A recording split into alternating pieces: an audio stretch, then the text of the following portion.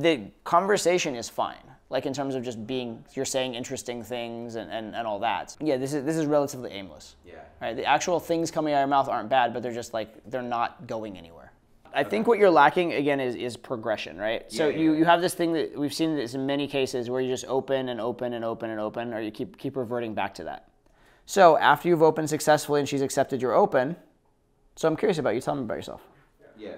Or, so I feel like you might be, maybe a push-pull, right? So I feel like you might be really cool, but that said, I don't know you. I'm good, thank you. But that said, I don't know you, so, you know, we'll have to see. Yeah. Right? But something along those lines makes sense because it is what? It's introducing premise and letting her know that you want to get to know her. Okay. Right? Yeah. So basically when you open, you say, hey, I wanted to come meet you, or hey, what's your name? I wanted to come meet you. This is actually what happened in our first role play that we did together, right? You said, what's your name? I want to come meet you. And I'm like, okay. And then there's a weird, awkward silence. And you're like, yeah, so I was just standing over there and I thought I'd come say hi. I'm like, okay. At the moment when you've run out of topics, you can introduce any topic, right? You have a blank canvas to introduce any topic. Okay. But you'd rather introduce a topic that precedes the set forward and takes it to the next step rather than one that's random and doesn't, right? So a lot of guys are terrified of awkward silence, but awkward silence is actually an opportunity because it's an opportunity to feed the set what it needs.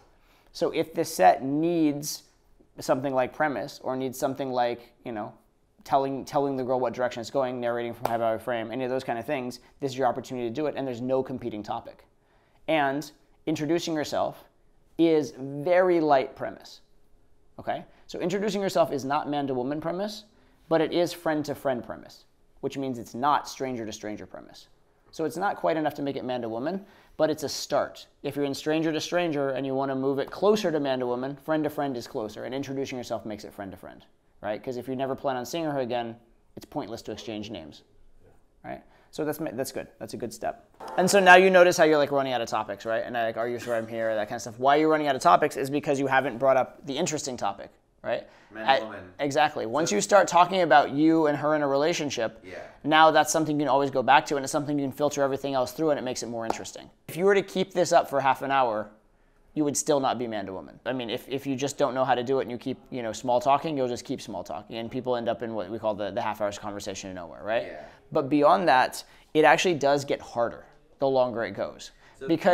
So you know the word premise, right? Yeah. And you know the word premise in the concept or in the idea of a man-to-woman premise. But premise is universal to conversation. Every conversation, every interaction has a premise. Okay? Premise just means what it's about, right? So the premise can be man-to-woman, the premise can be friend-to-friend, the premise can be salesperson to prospect, the premise can be teacher to student, the premise can be stranger to stranger, right? So every set has a premise. And the problem is, the longer it exists, the more ingrained that premise is. So if the premise is something other than man-to-woman, because by default there has to be something, the longer you go with a non-man-to-woman premise, the more work you have to later shift it to man-to-woman. So it's a lot easier to start with it and have it present in the first minute or two. You're wasting time.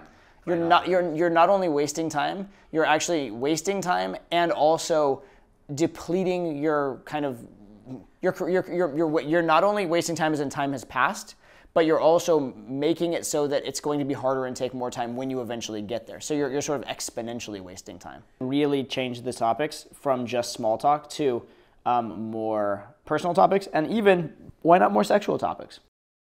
All right, talk about relationship topics, sexual topics. Talk about things that are adventurous or spontaneous or, you know, a little more risky.